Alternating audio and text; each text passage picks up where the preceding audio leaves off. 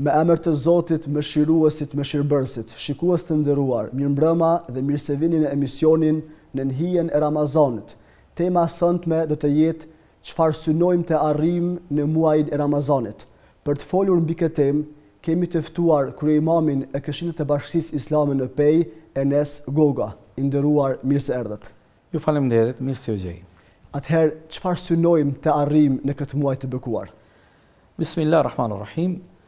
Falënderimet, lavdatat dhe lavdi i plot i takon të madhit Allah fuqi plot, shumë salate dhe selame i dërgojmë me të dashurit ton Muhammed Mustafa sallallahu alaihi wasallam.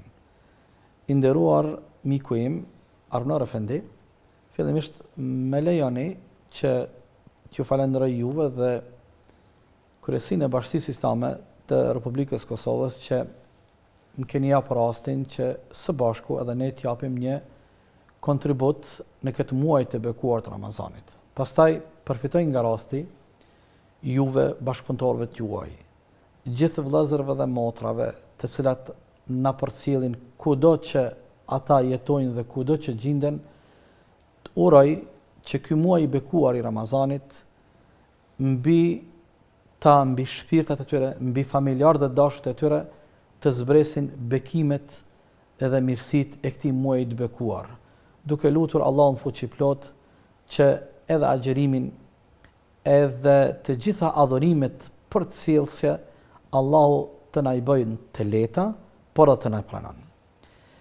Çfarë dëshirojmë apo çfarë synojmë prej muajit Ramazanit?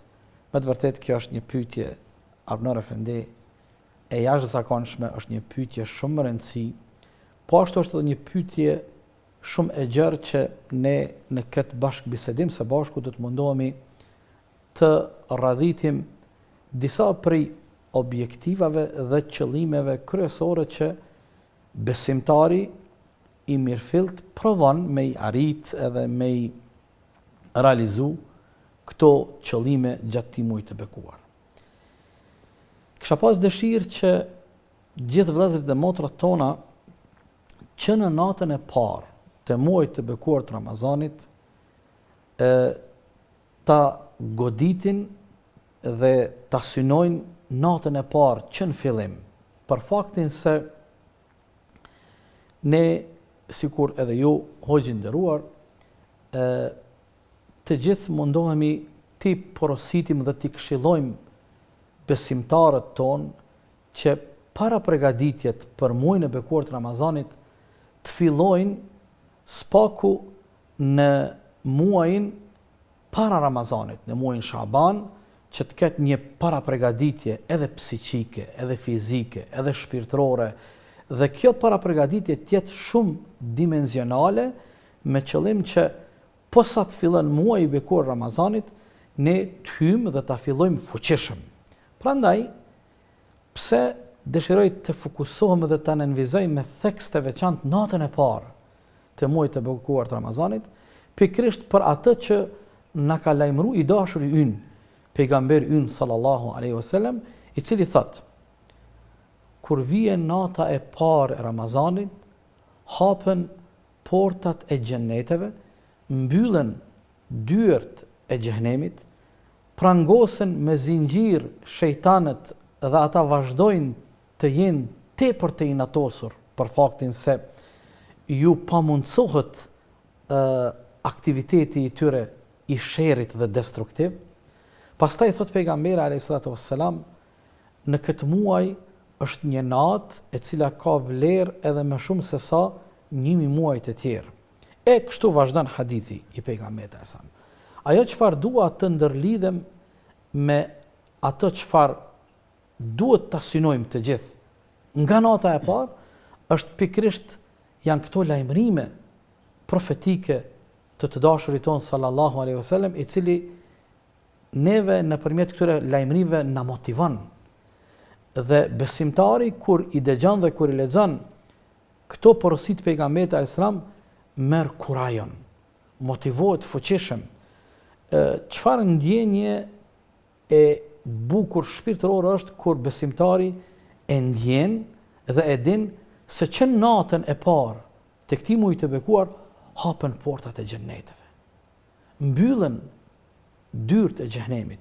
Hapja e portave të xheneteve nënkupton që Allahu fuqiplot pa mas e derdh mëshirën dhe faljen e tij tek besimtarët. Hapja e dyerve të xhenetit njëherët po ashtu tregon se nuk është vështirë që ne të arrijmë tek mirësitë dhe bekimet e Zotit fuqiplot.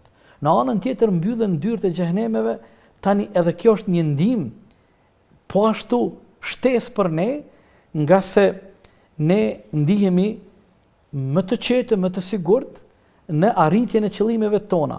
Dhe elementi i tretë, prangosja e shejtanëve, kjo po ashtu është ndihma e tretë që ne inkurajohemi, nga se aktiviteti i tyre negativ, ndikimi i tyre, joshja dhe cytjet djallëzore janë minimale. Dhe kjo sikur i jep zemër dhe e trimnon besimtarin për t'i arrit të gjitha ato që ai i ka planifiku dhe i ka synu në këtë muaj të bekuar të Allahut. Pra, i nderuar, ju thoni që me ardhen e Ramazanit fillimi i tij është mëshirë, është hapje dyerve të xhenetit që nënkupton se duhet shtuar adhurimi në mënyrë që synimi të tij sa më i lartë, që është xheneti pikërisht. Çfarë do të thotë hapja e dyerve të xhenetit, mbyllja e dyerve të xhenemit në aspektin psikologjik për besimtarin? Pra, duhet të jetë më i fortë. Sigurisht kjo, sikur edhe ju po e nënvizani, kjo jo vetëm në aspektin shpirtëror, por edhe në aspektin psiqik. Do thotë janë elemente dhe lajmërime të cilat i japin shumë motivacion besimtarit, i japin energji dhe vullnet që ai t'i përvjel duart dhe të fillon të zhytet në botën e adhurimeve, duke mos lënë anash asnjë lloj adhurimi. Nuk po flasim ne këtu vetëm për ato adhurime që janë obligative, apo siç themi ne me gjuhën fetare, nuk po flasim ne vetëm për farze, por ky muaj i cili është përplot mirësi e begati, muaji i Ramazanit është sezon, është një stin përplot bekime, prandaj kërkohet angazhim.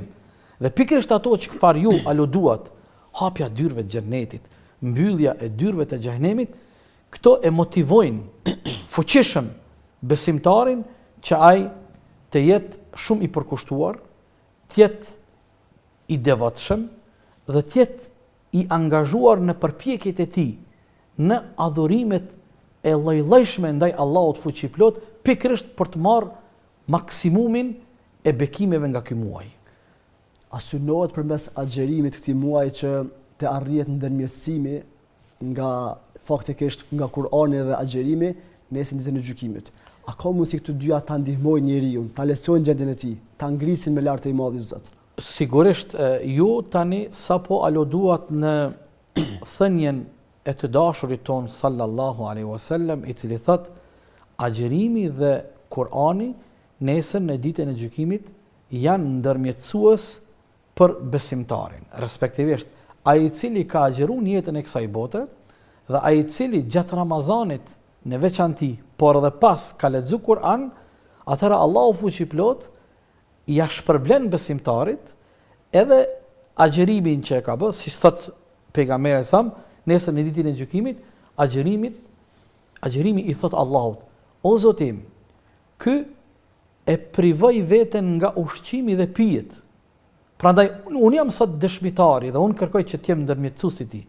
Po ashtu edhe Kur'ani thot: o Zoti im, ky rob yt u privua nga pushimi, nga gjumi, duke lexuar Kur'an, prandaj unë kërkoj që të jem ndërmjetësues. Arnor Efendi, këtu tani unë dua të ndalem tek një aspekt tjetër i këtij hadithi që neve na jep po ashtu një qetësi të madhe shpirtërore dhe një ndjesi të bukur. Ky hadith besimtarit i ofron një siguri. Ne në jetën tonë të përditshme shumë herë i marrim masat e duhura dhe kemi nevojë për sigurime. Qofshin ato sigurimet e ndryshme që ne gjatë jetës tonë i bëjmë, madje edhe edhe paguajmë, po e zëjmë sigurimet shëndetësore, ku ta di une, por edhe masat e sigurisë që i marim në jetën tonë të përgjithshme në shumë aspekte. Në aspektin e rrugtimit tonë tek Allahu fuqiplot. Kjo është rrugtimi ynë deri sa të përfundojmë në xhenetet e Allahut. Allahu na mundsof xhenetet neve dhe prindërve tanë, mbar besimtarve. Është një rrugtim i gjatë. Është një rrugtim jo i lehtë për ta fituar me mëshirën dhe rahmetin e Allahut xhenetin e tij, nuk është e lehtë. Prandaj, sikur ne kemi nevojë të marrim masa sigurie që të mos zhgënjehemi dhe në fund të përfundojmë atje tek xhenetet e Allahut me lejen dhe mirësitë e tij. Dhe pikërisht hadithin që ju aluduat, neve na ofron këtë mos sigurie se nesër, pavarësisht të rrugtimit ton, nga se ne jemi edhe njerëz dhe krijesa që gabojmë, ne edhe joshemi prej mëkateve, duke patur parasysh natyrën tonë njerëzore. Ne nuk jemi engjëj të pagabueshëm. Prandaj kjo mos sigurie që na ofron pikërisht agjerimi dhe na ofron leximi i Kuranit gjatë Ramazanit, na bën që gjithë ata agjerues që kanë agjeruar Ramazanin dhe gjithë ata të cilët kanë lexuar Kur'anin në muajin e Kur'anit e që është muaji i Ramazanit, atëherë këto dy adhurime shndrohen në ndërmjetësim në momente shumë vendimtare për besimtarin në ditën e gjykimit.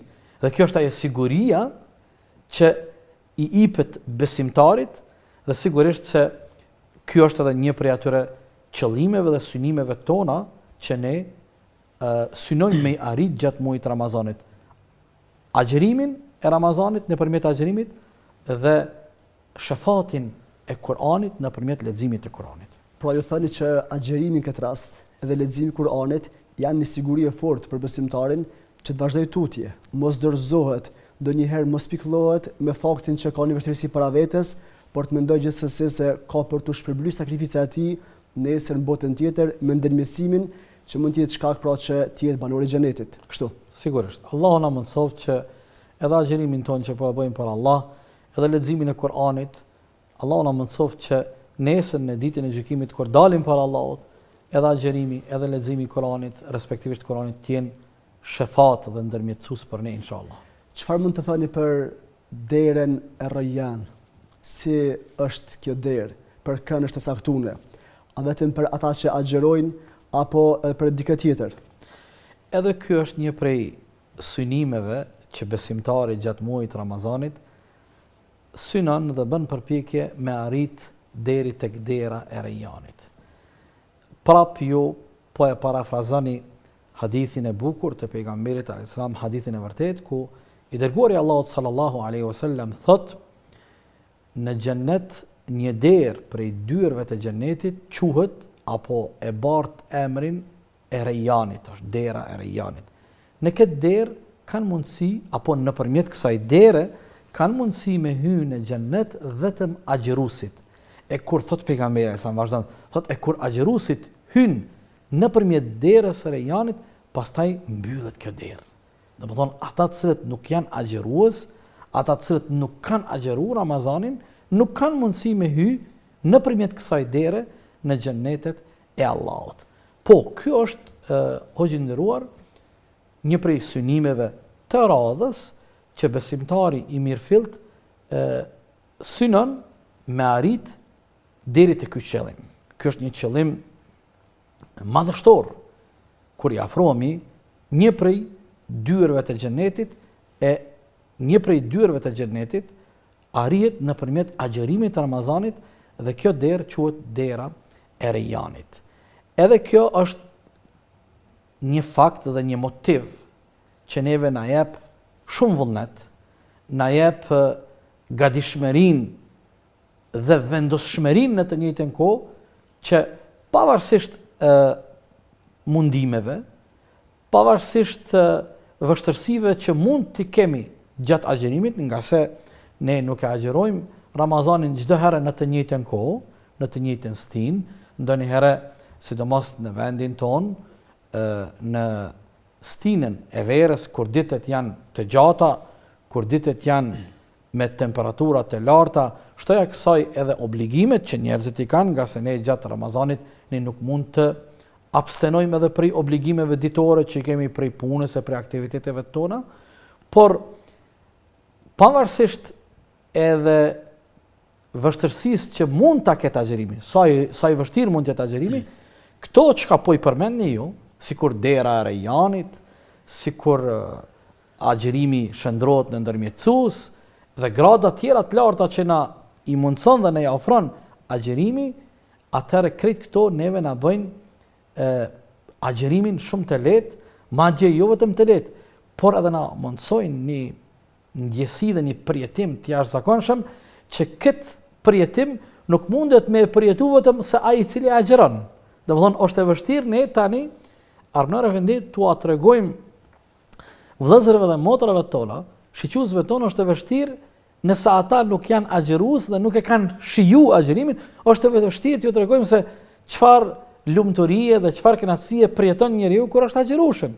Fillimisht duhet të përjetohet nga individi e pastaj ajo përjetësi dhe ai jetësim të bën me qenë i lumturum dhe i gëzuar nga ajo çfarë ofron agjerimi i muajit të bekuar të Ramazanit. Pra, dera Rajan është pikërisht për agjeruesit, për ata cilët sakrifikuan shumë. E përmende për ata që lodhen gjatë agjerimit, sikur Zoti po i thotë, unë e di sa lodhesh, unë e di sa sakrifikon, unë e di sa mundohesh, edhe në punë dhe me angazhime e këndor nga dita jote për të agjeru, por do shpërblehesh me shpërblimin e veçantë.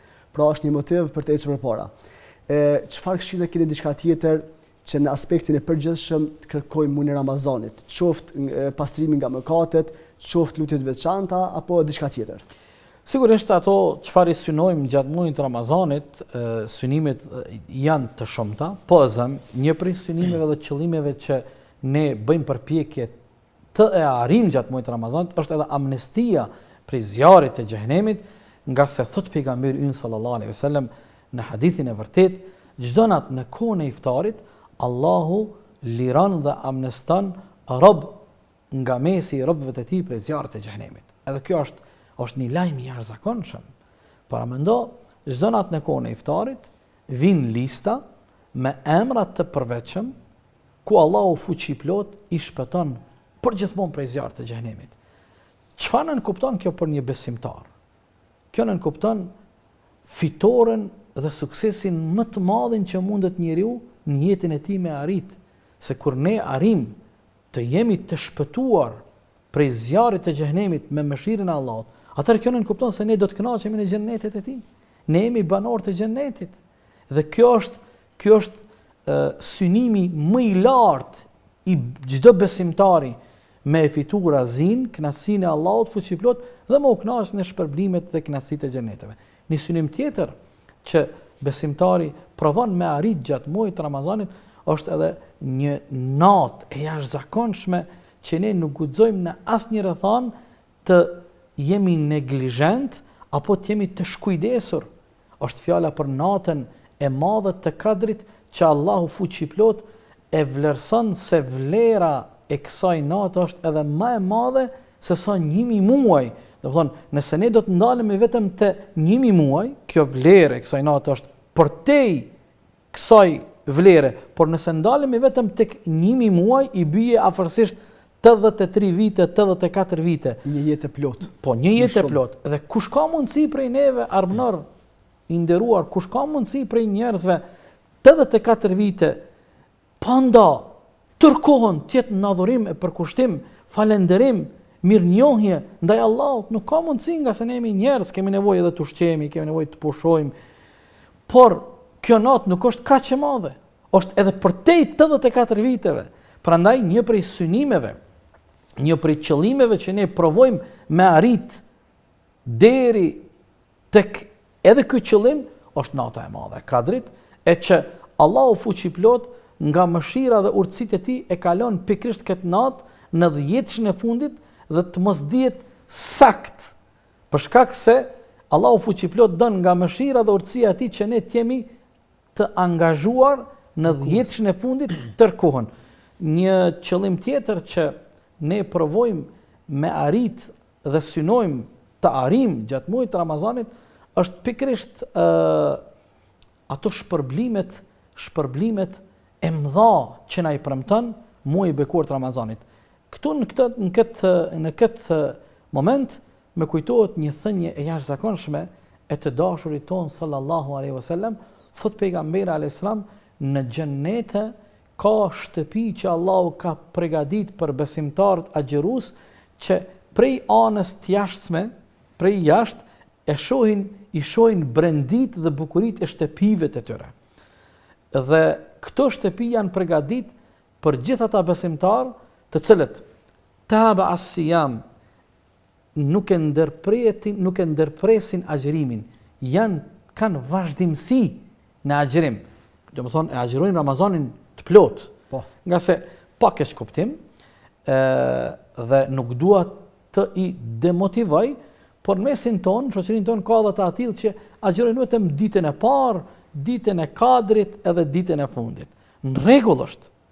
Dhe kjo është për të vlerësuar se këta njerëz një ditë do të bëjnë përpjekje dhe do të agjërojnë në plotni muajin e bekuar të Ramazanit. Por hadithin që un po dua t'i kthem, thot një prej veprave që ty të mundson me i fitu këto shtëpi të xhenetit, këto shpërblime, është ai i cili në vazhdimsi agjeron muajin e Ramazanit. Do të thonë nuk ka ndërprerje. Po flasim kushte normale se smundja, arsyet justifikuara, shariatikisht e lirojnë. Pastaj e dyta thot wa alana al-kalama, është i butë në komunikim me njerëzit. E treta thot i ushqen agjëruesit. Dhe e katërta fal namazin kur njerëzit janë në gjumë. Do thotë këto katër vepra bëhen bashkë në Ramazan. Do thonë agjërimi, komunikimi i butë me njerëzit, e dini Arnor Efendi, pejgamberi alayhis salam thot, nëse ndodh rastësisht dikush të sulmon, të ofendon e ti e agjërueshëm, prej te e kërkohet vetëm dy fjalë të thjeshta me i thënë, vetëm dy fjalë, një deklaratë shumë e thjeshtë. Unë jam agjërueshëm. E treta i ushqen agjëruesit. Edhe kjo është një rast i mirë që eftojmë dikën në iftar, eftojmë dikën në sifir. Është traditë e jona shumë e mirë, në popullin tonë shqiptar, është traditë shumë e mirë, i thrasim në iftare familjarë tonë, njerëz të gjakut, kojshit, miqt, dashamirt, kolegët.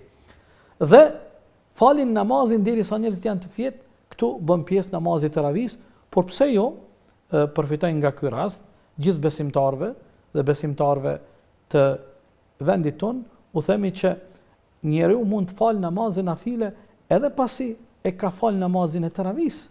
Tek shtëpia e tij mund të falë namazin nafile edhe disa recate. Në veçanti kur ne ngritemi në kohën e syfyrit, është rast i mirë të marrim avdes, të falim 2 recate nafile, pse jo edhe 4, pse jo edhe nëse këtë e bëjmë shprehi, pastaj shpirti ynë do të kërkon që prej 2 recateve të bëhen 4, prej 4 të bëhen 8 e kështu me radhë. Nderuar, falenderoj shumë për elaborimin e kësaj teme dhe shembuj konkret në lidhje me këtë temë. Zoti ju shpërbleft. Juve faleminderit po ashtu, ju urojmë suksese në punën e juaj dhe në kontributin e juaj. Gjithëve Zoti ju shpërbleft për këto emisione që e keni bë Ramazanin dhe këtë muaj të bekuar në shtëpitë dhe ambientet tona edhe më të bukur. Faleminderit shumë. Shikues të nderuar, me kaq mbaron ky emision për sonte, deri në emisionin radhës, paqja e Zotit qoftë mbi ju.